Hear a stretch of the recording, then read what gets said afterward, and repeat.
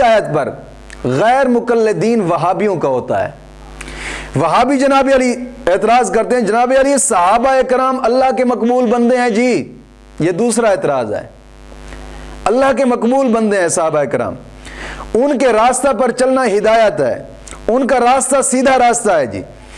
انہوں نے کسی کی تقلید نہیں کی ہے, اور نہ ان کے زمانے میں یہ چار مذہب تھے, حنفی, مالکی, شافی, جناب علی کوئی مذہب ہی نہیں تھا. لہٰذا تقلید نہ ہی کرنا سیدھا راستہ ہے, یہ وہابی کہتے ہیں. جب صحابہ کرام کے دور میں جناب علی مذہب ہی نہیں تھے, چار مذہب ہی نہیں تھے, اور صحابہ کے دور میں تقلید بھی نہیں تھی, اور جناب علی صحابہ کرام کسی کی تقلید بھی نہیں کرتے تھے, کوئی چار مذہب بھی نہیں تھے, پتہ نہیں یہ چار مذہب آج سے نکل آئے ہیں. وہاں بھی اعتراض کرتے ہیں یہ جو صحابہ کرام کے دور میں جناب علی چار مذہب ہی نہیں تھے, ان کی تقلید کہاں سے نکل آئی. یہ اعتراض وہاں بھی کرتے ہیں, اور وہ کہتے ہیں کہ غیر مقلدین یہ کہتے ہیں کہ چار مذہب کے اماموں کے خلاف کرنا, ان کی تقلید نہ کرنا ہی سیدھا راستہ ہے. وہ بھی کہتے ہیں. تو اس کے دو جواب ہیں, میں دیتا ہوں. ایک جواب تحقیقی اور ایک جواب الزامی.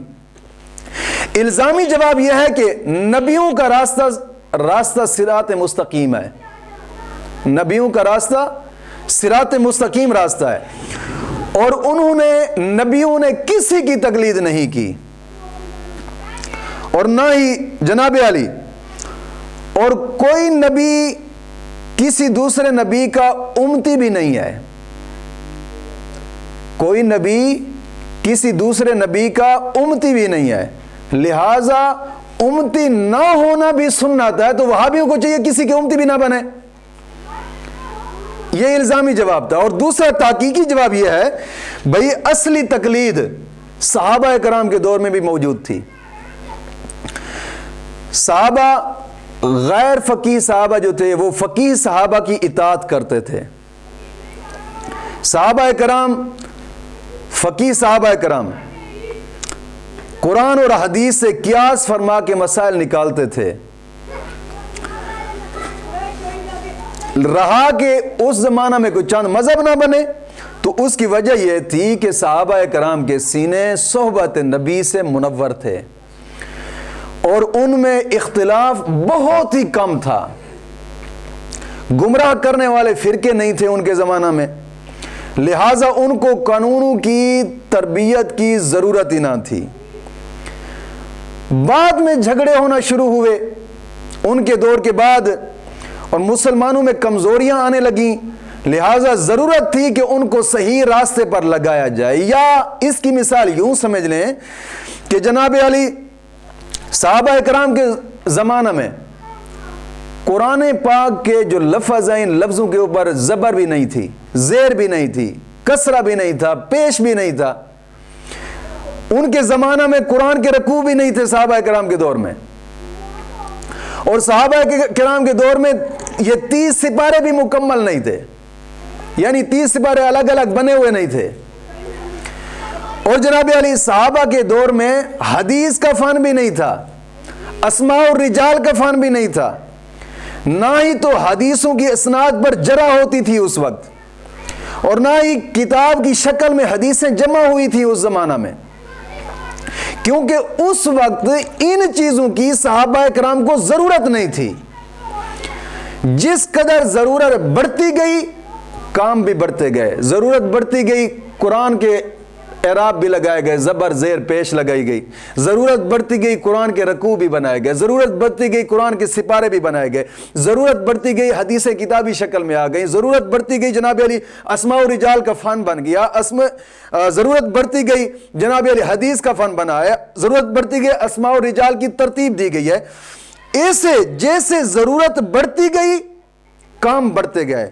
لہٰذا اب جو بے وقوف یہ کہے کہ جناب علی علم حدیث پڑھنا, حدیثوں پر جرح کرنا صحابہ کے طریقے کے خلاف ہے, تو وہ شخص محض احمق اور بے وقوف ہے, اس کو عقل ٹھیک کرنی چاہیے. جس طرح جناب علی علم حدیث کا جمع کرنا جائز بلکہ ضروری ہے, ایسے ہی فقہ وغیرہ بھی ضرورت ہے. اگر فقہ کا انکار کر دیا جائے، جس طرح کہ یہ کہتے ہیں کہ جناب علی ہم کسی امام کو نہیں مانتے، اگر فقہ کا انکار کر دیا جائے، کوئی کہتا ہے کہ میں فقہ کو جناب علی مانتا بھی نہیں ہوں کیونکہ جو مسائل حدیث و قرآن میں صراحتاً نہیں ملتے، تو یہ لوگ ان مسائل میں کیا کریں گے؟ یہ لوگ اگر فقہ سے انکار کرتے ہیں اور اماموں کے جو مذہب ہے اماموں کی فقہ سے انکار کرتے ہیں، تو جو مسائل قرآن میں نہیں ملتے، جو مسائل حدیث میں نہیں ملتے، یہ لوگ ان مسائل کے بارے میں کیا کریں گے؟ مثال کے طور پر اڑتے ہوئے ہوائی جہاز میں نماز پڑھنا قرآن میں کہیں نہیں ملتا، حدیث میں کہیں نہیں ملتا، یہ لوگ یہاں پر کیا کریں گے؟ کیا جواب نکالیں گے؟ کہاں سے لیں گے اس کا جواب؟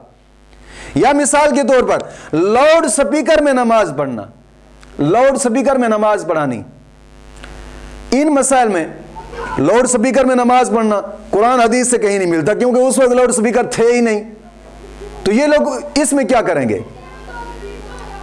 آپ تو وہاں بھی لوگ لاؤڈ سپیکر میں نماز جمعہ بھی پڑھاتے ہیں، ہمارے نزدیک جو مسجد ہے وہاں پڑھاتے ہیں، کہاں سے نکالا انہوں نے؟ جب قرآن حدیث سے کہیں ملتا ہی نہیں ہے یہ مسئلہ لاؤڈ سپیکر پر نماز پڑھنا، تو کیوں پڑھاتے ہیں؟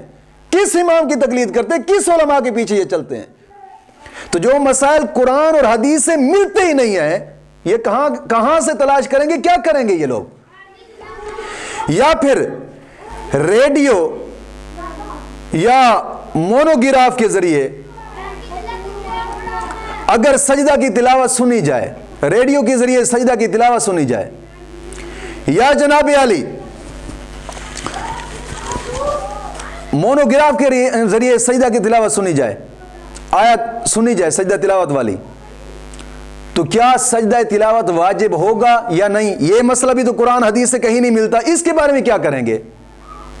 یا پھر جناب علی اگر جمعہ کی پہلی رکعت میں جماعت ہوئی، ایک آدمی ملا ہے، دوسری رکعت میں امام کے پیچھے جماعت نہ رہے اس کی، کیا وہ جمعہ کی نماز پڑھے گا یا پھر زور کی نماز پڑھے گا؟